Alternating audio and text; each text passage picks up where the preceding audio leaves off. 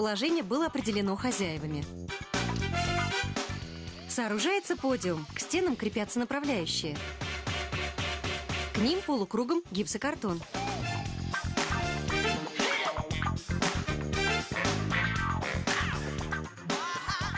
Из печного кирпича выкладывается основание.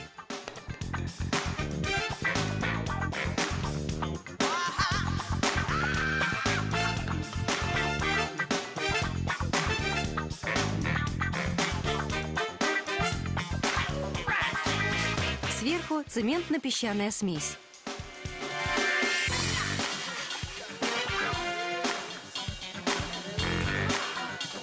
На застывшую поверхность ставится чугунная топка. Затем подъемный механизм для дверцы. Размер портала 50 на 70 сантиметров. Дымоход немецкий, диаметр трубы 200 миллиметров. Она пройдет вдоль стены дома, на улице. Элементы соединяются при помощи металлических хомутов. Монтируются кронштейны.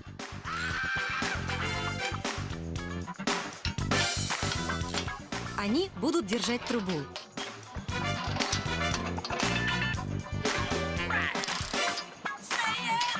Собираются секции дымохода. Используется керамический герметик. Это исключает попадание воздуха и влаги внутрь системы.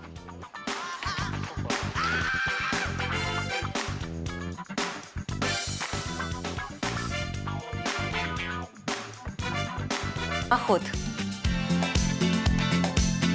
Так как хозяева проживают здесь постоянно, и ремонт на втором этаже ими был уже сделан, мы приняли решение вынести дымоход на улицу и зафиксировали его на внешней стене дома. Чтобы обеспечить беспрерывную тягу, мы используем двухконтурный утепленный дымоход, так называемый сэндвич. Он состоит из двух труб, керамической внутри и стальной снаружи, между которыми проложен негорючий базальтовый утеплитель шириной 60 мм.